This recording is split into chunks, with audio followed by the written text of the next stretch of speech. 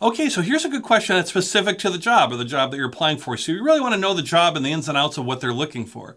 Because what most excites you about the job should be easy. There are certain things that really excite you about any position, at least I hope they do. If not, maybe you want to look at a position that does excite you. But either way, you want to find those key things that really do excite you because you can talk about and you can be expressive and use your hands and be smiley and be all excited about what excites you about the job. And particularly if it's something that's a real core or critical part of the job, that's very, very important. Now, what doesn't excite you about the job, no job is perfect, and that's okay. All interviewers understand that no job's perfect. You can almost say, like, well, I think this job's pretty perfect, but if I do a lot of this, that doesn't excite me, but I certainly can get it done. Especially things around, paperwork or expense reports or things. I like to talk about that. Now, if I'm applying for an accounting job, that's like everything, then you might want to be looking at something different. But you don't want to talk about something that doesn't excite you about the job that really is a core part of the job where they'd be like, wow, I'm hiring this person to be, a video filmmaker and they don't like making films. Well, my gosh, then they'll have a question around that. So think about what excites you, that should come natural, and then also think about what doesn't excite you, and that should be small or very minimal. Here's an example, let's say maybe for like a sales position. Well, one thing that really excites me about this position is I really get to spend a lot of time with the customers, it looks like, more than I even expected.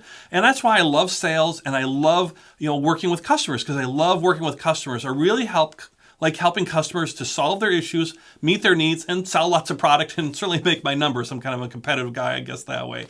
So I love to sell and I love working with customers. And that's what really excites me the most about the job. There's a lot of other great things too. The team looks terrific. Certainly like the product and all that, but I just love working with customers.